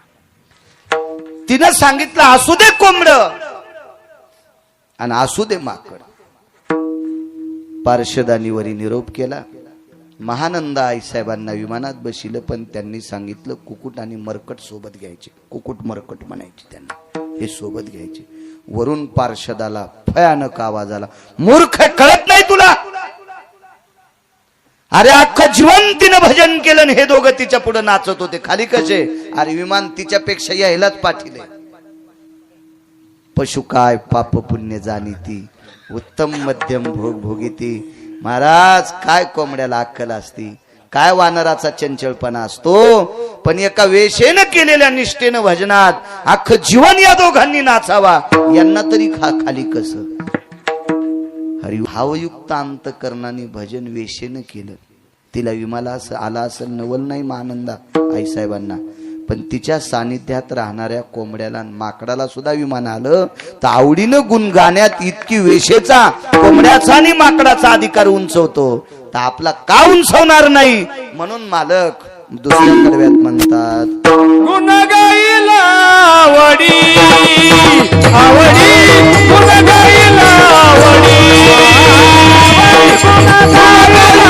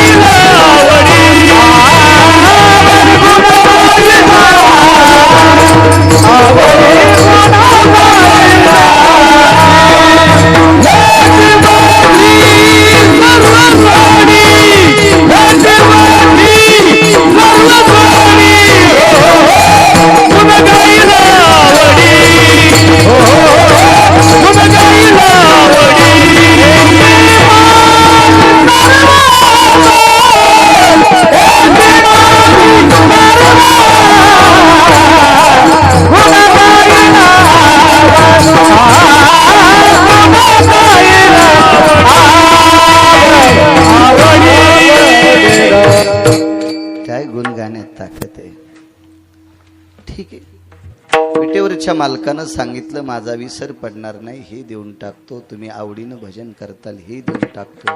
तुम्हाला मोक्ष न लगे मुक्ती आणि संपदा. मोक्षही नको म्हणले.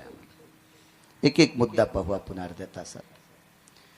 तुकोबारायांनी मोक्षाला का नाकारला असेल तर मोक्ष सुखा हानुला त्याच्या अलीकडे सांगायचं झालं तर मोक्षामा घरी कामारी हे दासी होय सांगू ऐसे तुका म्हणे. कशाला मोक्ष देता देवा? मोक्ष आमच्या इथं भांडे घासायला लागलाय, आम्हाला मोक्ष काय करायचा? ठीक आहे म्हणजे. आणि मोक्ष कोणाला पाहिजे? ज्याला यमाची भीती वाटते त्याला साहेब मोक्ष पाहिजे. आम्ही तर यमाच्या डोक्यावर पाय दिलाय. जगा काळ काय आम्ही माथा दिला पाय. आम्ही यमाच्या डोक्यावर पाय देणारी माणसं, आम्हाला मोक्ष काय करायचा? ज्याला यमपुरीची भीती वाटते त्याला मोक्ष. काय यमाची ताकद आहे आम्हाला यमपुरी दाखवायला? उलट यमधर्म वास पाहे नित्य काळ. यमधर्म वास पाहे नित्य धन्य वेळ भेटती.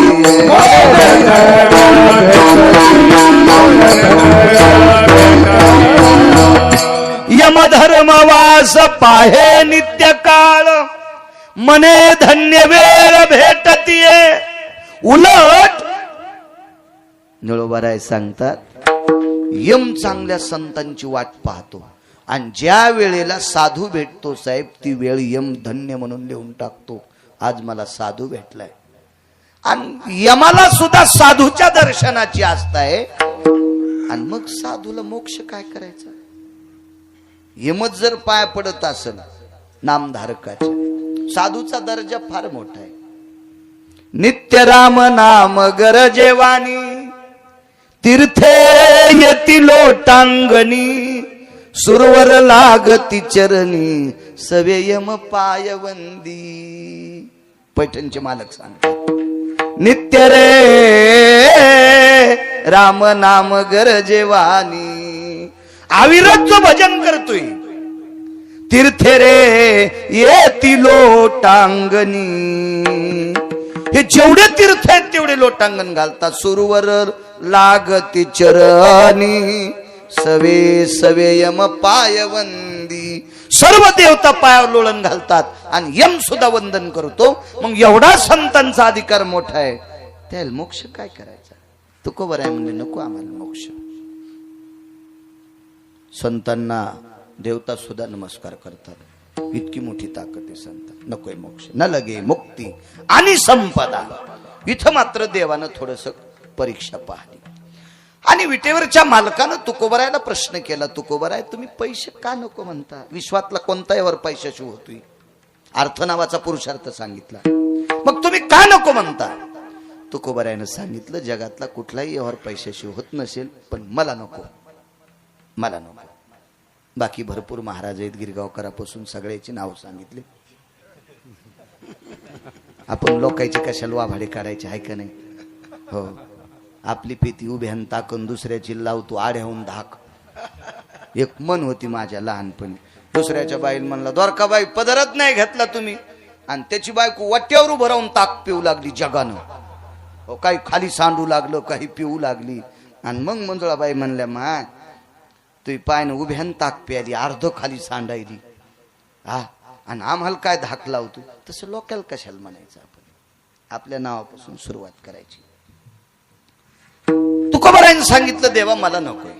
वडिलाची रीत जाणत सो. आमच्या मागच्या बुजुर्गांनी काही नाही मागितलं ना याच्या करता नकोय. बुजुर्ग कोणाला म्हणायचं? हा धर्म मोडखळीस येऊ नये म्हणून ज्याचा वरदहस्त असतो त्या राजाला बुजुर्ग म्हणतात. त्यांना वडील मागच्यांचं म्हणायचं. हा धर्म भजनाच्या संधेनं, भजनाच्या आत्मीयतेनं, निष्ठेनं पाखंडियाचं खंडन करतो. त्या वारकऱ्याला आधरीव म्हणायचं. बुजुर्ग वडिलाची रीत जाणत असो. मग कितीतरी लोक आहेत, कितीतरी लोक आहेत. त्याच्यातली काही राजे वरे काही ठराविक लोकांची चर्चा झाली गोलोकात. आणि तिथे चर्चा झाल्याच्या नंतर तुकोबाराय म्हणतात देवा या भारत देशाला, या पृथ्वीला लाभलेले काही राजे सुद्धा अधिकारी होते. त्यांनी जीवनात याचाही त्याग केला. काही महाराजांनी केला, काही यत्यांनी केला, काही योग्यांनी केला, काही तप्यांनी केला, काही सिद्धांनी केला. हे आमचे बुजुर्ग आहेत आणि त्यांनी चालवलेली परंपरा मी चालवतो. वडिलाची रीत जाणत सो. आता राजाचं चरित्र आहे का? पुढे सरकतो. वेळ भेटला तर मर्यादा पुरुषोत्तम रामचंद्रांची शिवजीवरची निष्ठा सांगण्याचा प्रयत्न करतो आणि मग वाणीला विराम. कमी करत नाही हरिओम बाबा, काळजी करू नका. कुठंच कीर्तन कमी करत नाही तर इथं तर कसा करील?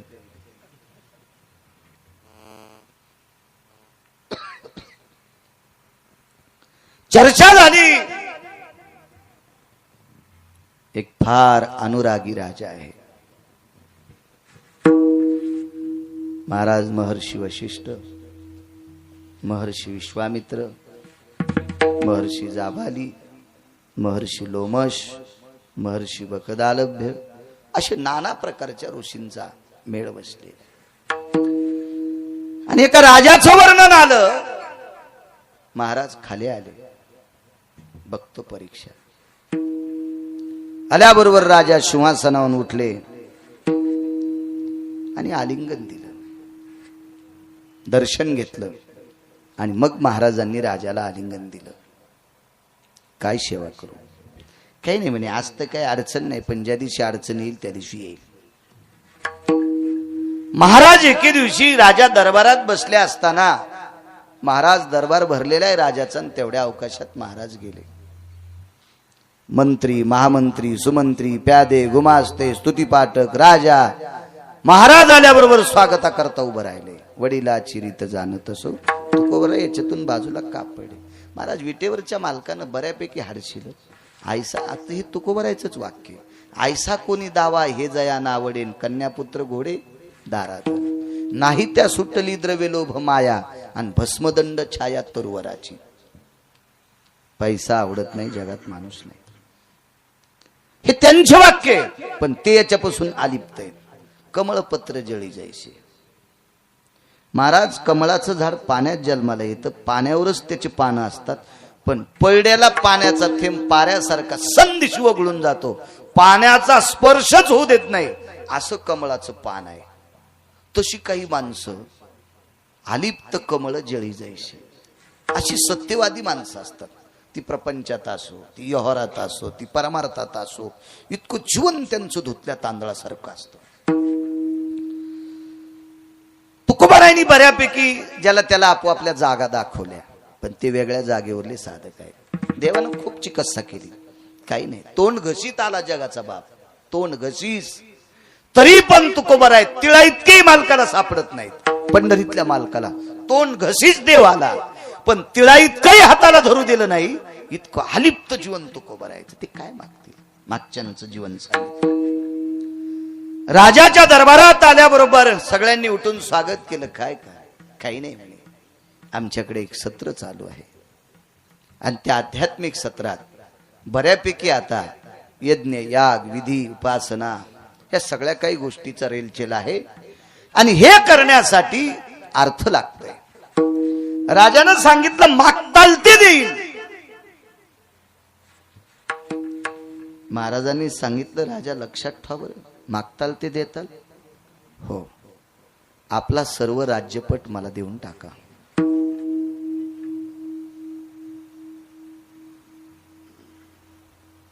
डोंगरे साहेब, जिथपर्यंत त्या राजाचं राज्याची सीमा होती, हातावर पाणी घेतलं, भर सभेत संकल्प सोडून टाकला, माझ्या राज्याच्या सीमेपर्यंत सगळं राज्य तुमचं. काय महाराज बी होता मागणारा, आणि दाताही राजा कसा अधिकारी. महाराजांनी सांगितलं, राजा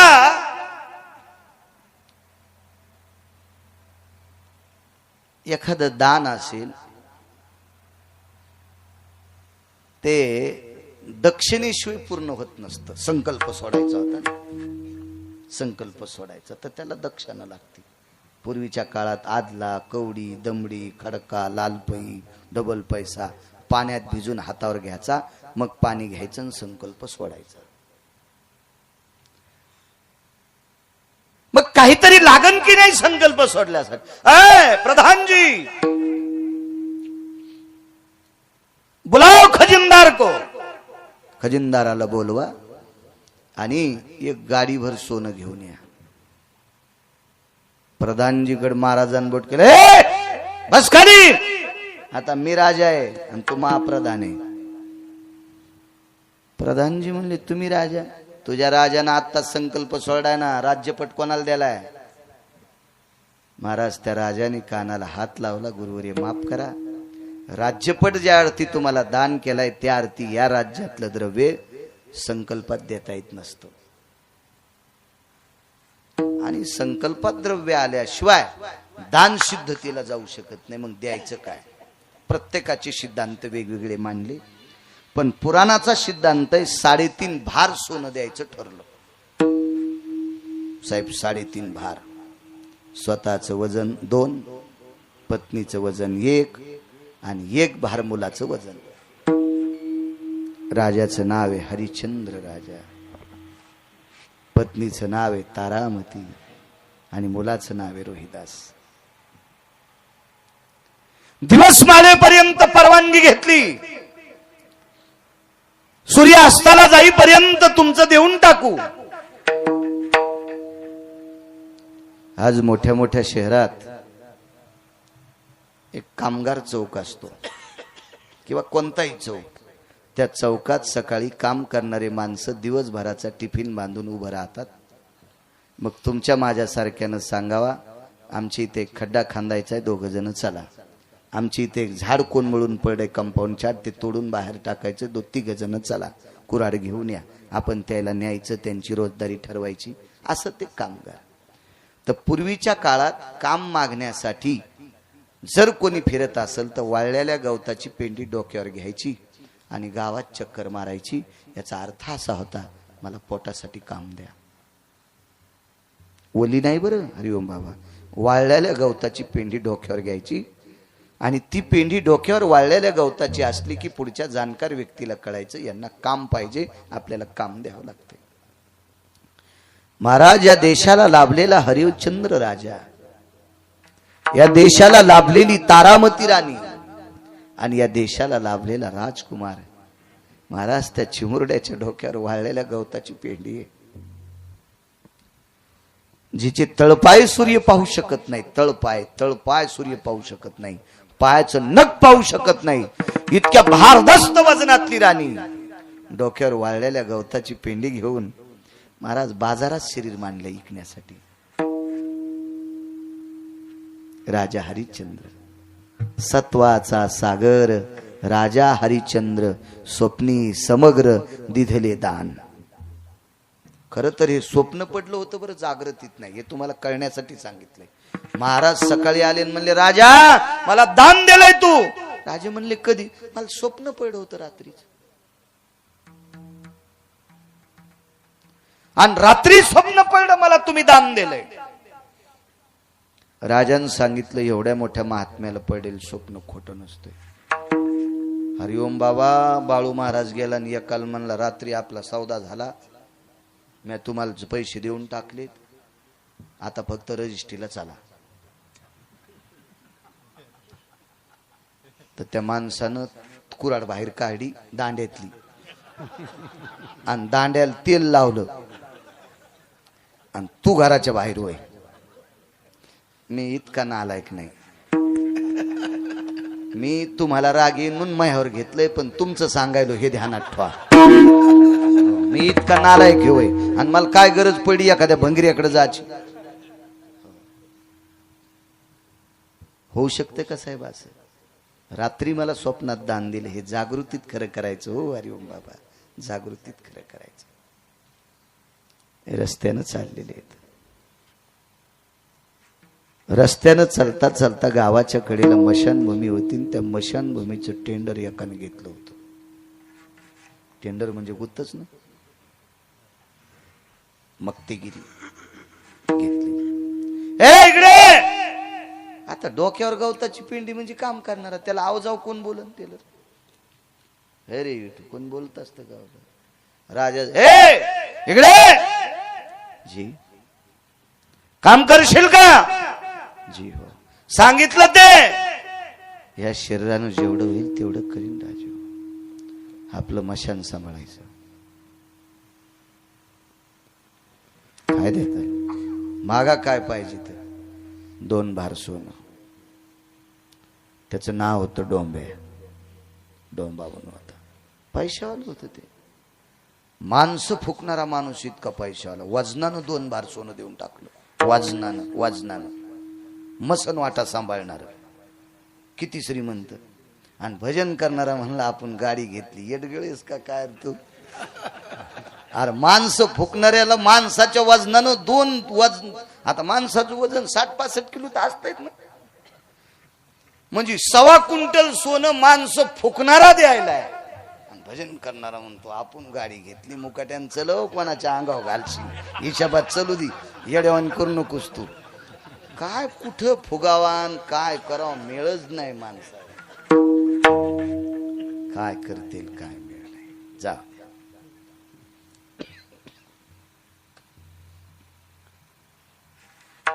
आपलं वैभव कुठं असतं नागरे बुवा?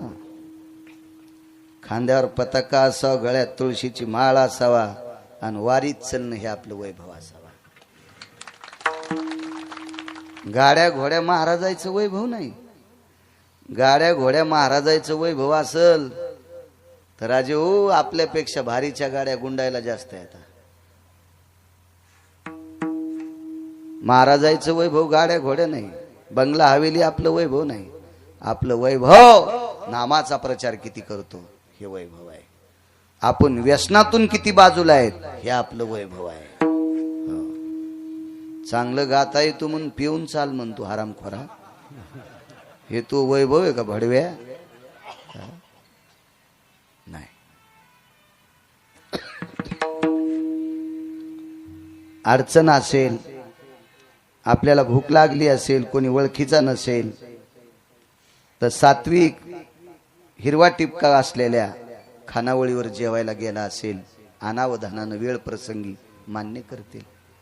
महाराज जिथं कीर्तन झालंय तिथं महाराजाला जीव घालीत नाही अशी जागा आहे का एखादी? ज्या गावात कीर्तन झालंय तिथं का महाराजाला जीव घालीत नाहीत? आपण 4-2 बाऱ्या इकडे परिसरात गेलतो, तुम्ही सोबत होते. अहो रांगोळ्या टाकल्या, हो लोकांनी रातच्या दिवे लावले आमच्या पुढं, घरात तर कोणी लावीन, रस्त्याला दिवे लावले. आणि इतकं स्वागत बाळू महाराजाचं असताना जर बाळू महाराज एखाद्या हायवेला इथलं पाकिट घेऊन जर तिथं जेवत असेल तर यमाला सुद्धा कळणार नाही याला कोण्या नरकात टाकावं. यमाला पण सुधारणार नाही, याला किती खोल खड्डा करून खाली पुरावा, यमाला सुधारणार नाही. हे वैभव नाही आमचं.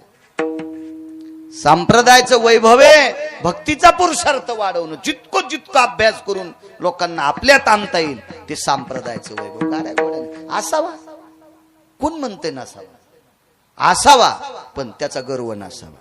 एक जणांनी मला गाडीची पूजा करायला बोलिलं तर म्हणलं मलाच कस काय बोलिलं? म्हणलं तुही जिरवायची होती.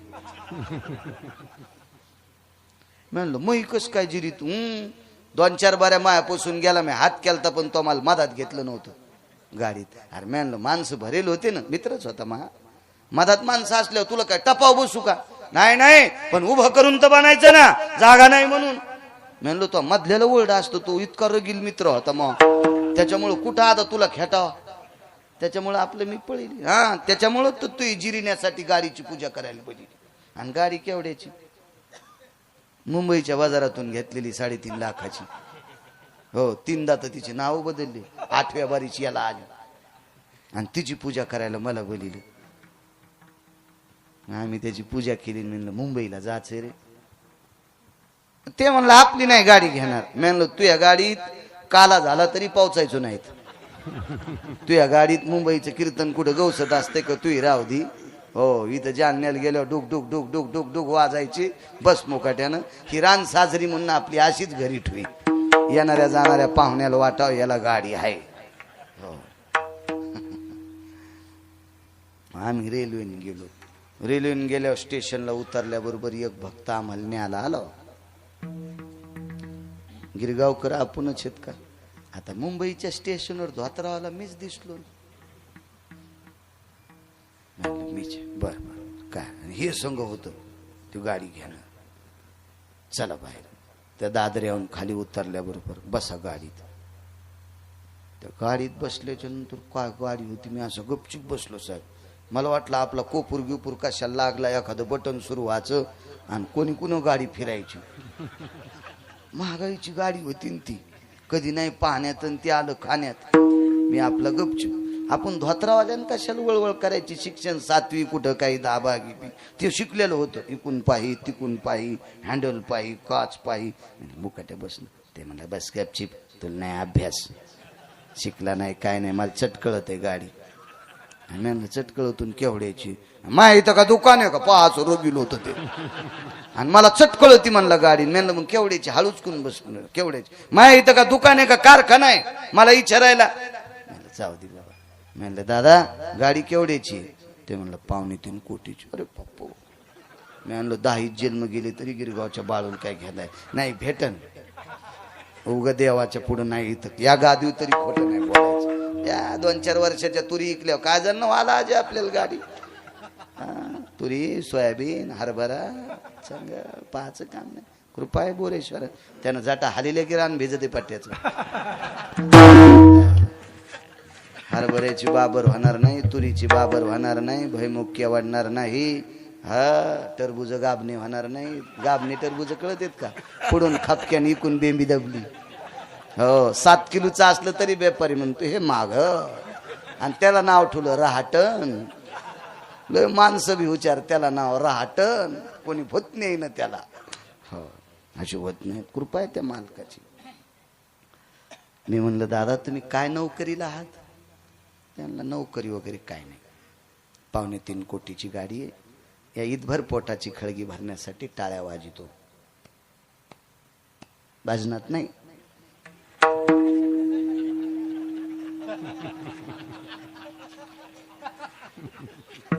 त्या आमच्या संचाल म्हणलं मही काय जिरी तू याची जिरी हो, याला 2.25 कोटीची गाडी, मै काय जिरी तू भिकार छोटे म्हणलं गिरगावचा बाळू तू याची जिरी हो. तिथं गेले होते म्हणलं दा बाबा तस काय बोले, अरे मी आणलं हे लय करल्यावानी करू लागलो, बरं झालं तू आलास. आमचं खांडूक फुटलं ना, ऑपरेशन झालं, बिन गोळ्याचं नीट झालं. नाही हे मला महिना 2 महिने सुधरूच देत नव्हतं, एका गोळीत सगळं नीट झालं म्हणलं. पार 56 टाक्याचं ऑपरेशन लगे क्लिअर बिना टाक्याचं. आपलं वैभव हे नाही, आपलं वैभव गाड्या घोड्या बंगले नाही. असावा कोण म्हणते नाही म्हणून, कोण म्हणते नाही, पण त्याचा गर्व आपल्याला नसावा. आपल्याला गर्व असावा. मी इतक्या बऱ्या ज्ञानेश्वरीचं पारायण केलं, ते बी सांगायचं नाही, मनात गर्व असावा. मी एवढ्या वेळेस शिवजीचं दर्शन घेतलंय, मी इतक्या वेळेला पंढरीला गेलो, मी देहू पैठण आळंदीला इतक्या वेळेस गेलो. हे मनातली मनात स्वाभिमान असावा. देवा हे पवित्र शरीर दिलंय, मी चांगल्या कामाकरता वापरलंय, याचा गर्व असावा. हे गाड्या घोडेन पैसे नादलेन हे कोणाकडे मी काय ताण नाही. एवढा झाला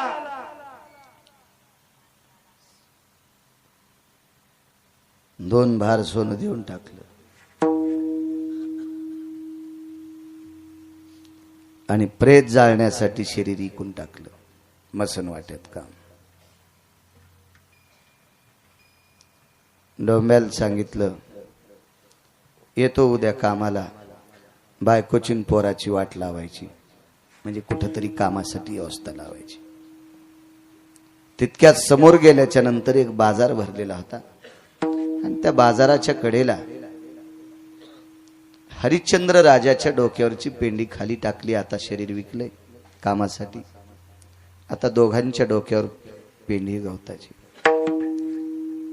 त्या बाजारामध्ये एक सात्विक सदाचारी पुण्यशील व्यक्ती दर्भ विकण्यासाठी आलता. दर्भ पितृपंधरवाडा चालू होता, दर्भ विकायला आला. वडीला चिरीत जाणत असतो तो कोबरा याच्यातून बाजूला पड नकोय. आणि संपदा मोक्ष तर नकोच म्हणले, पण आणि संपदा नकोय म्हणले. संपदा आम्हाला का नकोय? मागचे लोक किती अधिकारी होते, तो अधिकार पटवून देतात. आणि मग एक ती दर्भ विकणारी व्यक्ती आली, प्रचंड श्रीमंत व्यक्ती. पण पूर्वीच्या काळातले 500 एकरवाली माणसं वय झाल्यावर पण रिकामे बसत नव्हते. मुंगशाच्या दोऱ्या, गोफन तयार करायची, मुंगशे तयार करायचे, जोते तयार करायचे, कासरा तयार करायचा, आगुंड्या तयार करायच्या, पोळ्याचा साज तयार करायचा. 500 एकरवाला पण घेरा फिरवायचा पोळ्याच्या आधी. महाराज वजनदार लोक होते, मस्तीतले माणसं होते. ह्या इशीच गडी असले तरी त्यांना सूत कांडू लागायचे गड्यासोबत. काय काय वैभवशाली लोक होते. आता नुसते बेकार चोट. मोकार टेकन चौकीत लुगडे एक काय सांगतो सोंबळ्या काय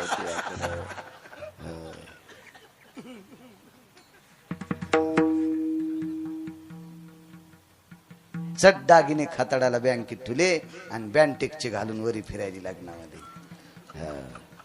लाईन गेल्यावर चोट्यानं तोडे तर नाही पण थुत्रीत हाणली, आणि तिनं चोराचा हात धरला आणि तितक्यात लाईन आली.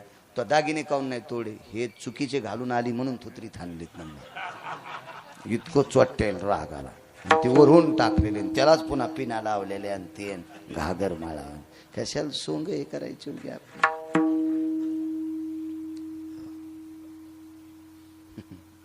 7 दिवस कीर्तनाला नाही, 8व्या दिवशी काल्याला नाही.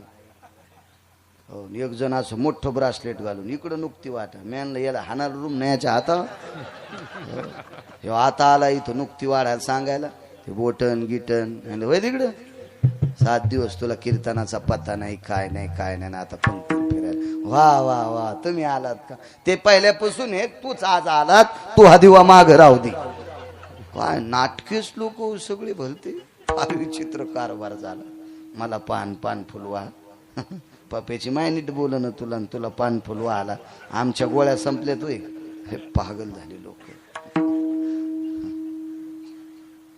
योग असा आला दर्भ विकणारा माणूस हरी का नाम पेटका धंदा न करे मूर्खांदा मरेपर्यंत माणसानं काम करत राहायचं आपण कर्मभूमीवर आलो प्रपंचातल्या माणसानं मरेपर्यंत काम करायचं शेवटच्या श्वासापर्यंत भजनही करायचं आणि कामही करायचं रिकामं बसायचंच नाही दर्भ विकणारा माणूस श्रीमंत किती होता पा डोंब्यानं 2 भार सोनं दिलंय 2 भार